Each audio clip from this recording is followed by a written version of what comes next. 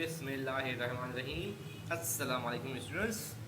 आज हम 9th class के चैप्टर शाह अब्दुल लतीफ़ भिटाई के यूनिट नंबर 2.1 की एक्सरसाइज नंबर 6 को सॉल्व करेंगे। लेकिन इससे पहले कि हम इस एक्सरसाइज को सॉल्व करें, मेरी आपसे गुजारिश है कि आप मेरे इस चैनल को सब्सक्राइब करें, लाइक करें और कमेंट्स में अपनी राय ज़रूर दें। तो आइए हम इस एक्सरसाइज को सॉल्व करते हैं। एक्सरसाइज नंबर 6 सवाल जवाब पर मुश्तमिल है। नीचे कुछ सवाल दिए गए हैं, इनके मुख्तसर जवाब हमें देने हैं और ये वो क्वेश्चंस हैं जो अक्सर आपके बोर्ड के पेपर में ज़रूर आते हैं। तो सबसे पहला क्वेश्चन है, how was information about Shah Latif early life collected. Shah Abdul Latif के शुरुआती ज़िंदगी के मुतल्लिक जो इन्फॉर्मेशन है, मालूमात है, वो किस तरह इकट्ठी की गई थी। Why was it collected in this manner, और इस मालूमात को इस तरह क्यों कलेक्ट किया गया था, इस तरह क्यों इसको कलेक्ट किया गया था। And say information about the life of Bhitai has mostly been collected from oral traditions. Bhittai की ज़िंदगी के मुतल्लिक मालूमात ज़्यादातर ज़बानी रवायात से इकट्ठी की गई हैं। अब ओरल ट्रेडिशन से मुराद है कि ज़बानी रवायात। रीनोन का मतलब होता है कि मशहूर। A renowned Pakistani scholar, educationist and writer of plays, dramas and stories, Mirza Khalid Beg is said to have collected details about the early life of Shah Bhitai from some of the old people living at that time. कहा यह जाता है कि एक मशहूर Pakistani scholar, माहिर तालीम और ड्रामों और कहानियों के मुसन्निफ मिर्ज़ा कलिश बेग ने शाह अब्दुल लतीफ़ की इब्तदाई ज़िंदगी के बारे में मालूमात उस वक़्त के कुछ ज़िंदा उम्र रसीदा अफराद से जमा की थी। During that time, these people had heard these facts from their fathers and grandfathers, और उन लोगों ने ये मालूमात अपने अब्बा से और उनके अब्बा ने उनके अपने दादा हजूर से ये मालूमात इकट्ठी की थी। Some of whom had seen Shah Latif in person, और कुछ लोगों ने शाह लतीफ़ को जो है वो करीब से देखा था। And had even spoken to him, और उन्होंने उनसे गुफ्तगू भी की थी। तो इस तरह यानी कि क्या है कि जो मालूमात थे वो ज़बानी और साथ साथ कुछ उन लोगों से जो उस वक़्त मौजूद थे, जो इनके बारे में जानते थे, तो मिर्ज़ा कलीज ने उनसे ये मालूमात इकट्ठी की और ये मालूमात इस तरह आज हमारे पास मौजूद है।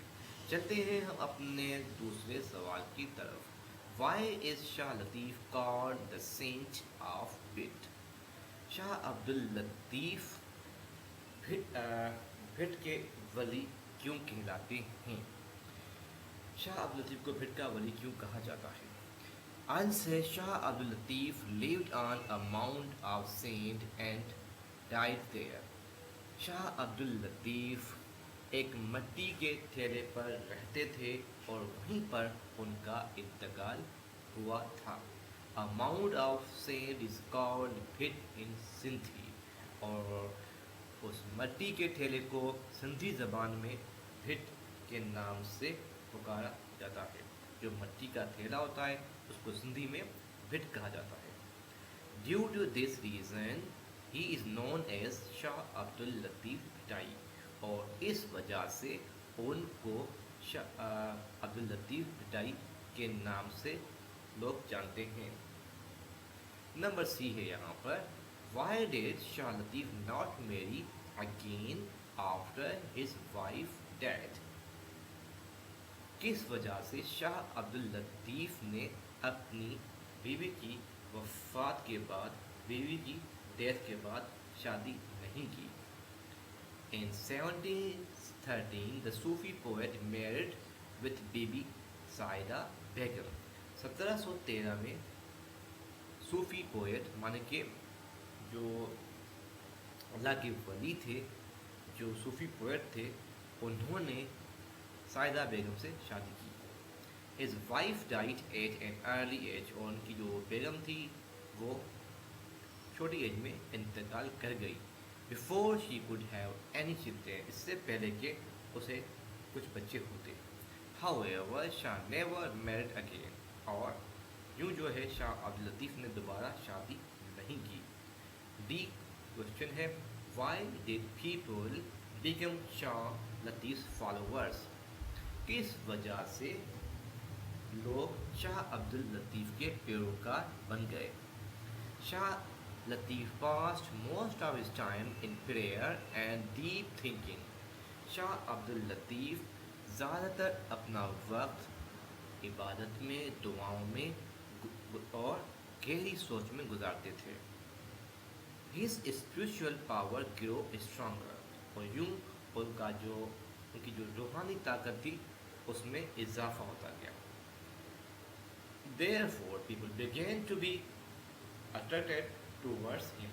इस वजह से लोग उनकी तरफ कायल हुए. E क्वेश्चन है, what does Shah Latif's poetry and work tell us about his knowledge and skills? Shah Abdul Latif की शायरी और उनका काम हमें किस तरह की नॉलेज देते हैं? Work tells us about his knowledge and skills. Shah Abdul Latif का की जो पोएट्री और उसका काम है वो हमें किस तरह से नॉलेज देते हैं. Latif poetry is representative of Sindhi nationality. Latif की जो शायरी है वो सिंधी कौम की नुमाइंदगी करती है. He wrote poetry in the simple language. उन्होंने जो शायरी लिखी है वो सादा ज़बान में लिखी है. Language of common man. उन्होंने अपनी जो शायरी है वो सादा ज़बान में लिखी है, यानी कि अवाम की ज़बान में लिखी है. Latif poetry is full of moving music. Latif की शायरी में हमें जो है वो म्यूज़िक जो है अपनी म्यूज़िक पूरा म्यूज़िक मिलता है जो हमें मूव करता है अपनी तरफ. Everyone is moved by its melody. हर कोई उसकी मेलोडी से, उसके म्यूज़िक से जो है मुतासिर होता है. His collection of poetry is called Shah जो रिसालो. उसकी जो शायरी का जो कलेक्शन है उसे शाह जो रिसालो कहा जाता है. His poetry never allows people for an immediate gain. उनकी शायरी ने कभी भी लोगों में जो है वो ये चीज़ अलाइज नहीं की है कि वो टेम्पररी यानी वक्ती जो कामयाबी है उसकी तरफ भागे. Rather teaching man to sacrifice temporary gain. इसके बजाय उसकी जो शायरी है लोगों को इस बात का दर्द देती है कि वो अपनी ज़िंदगी कुर्बान करें उन टेम्पररी चीज़ों के लिए. यानी दुनिया जो है टेम्पररी है. अमूमन हम लोग टेम्पररी चीज़ों के पीछे भागते हैं. हम लोग जानते हैं कि ये चीज़ें मिलेंगी, लेकिन ये सारी की सारी चीज़ें यहीं की यहीं रह जाएंगी. तो शायरी जो है शाह अब्दुल लतीफ़ भंडारी की वो हमें इस बात का दर्द देती है कि दुनिया फ़ानी है. इन चीज़ों के पीछे हमें नहीं भागना चाहिए. उसके बाद है F. Name the places in the text mention in Shah Latif poetry. Why do you think these places have been mention by him?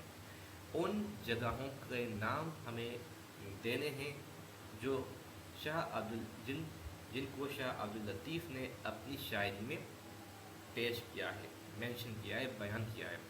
और किस वजह से शाह अब्दुल लतीफ़ ने उन जगहों के नाम अपनी शायरी में जो है वो दिए हैं या पेश किए हैं, बयान किए हैं.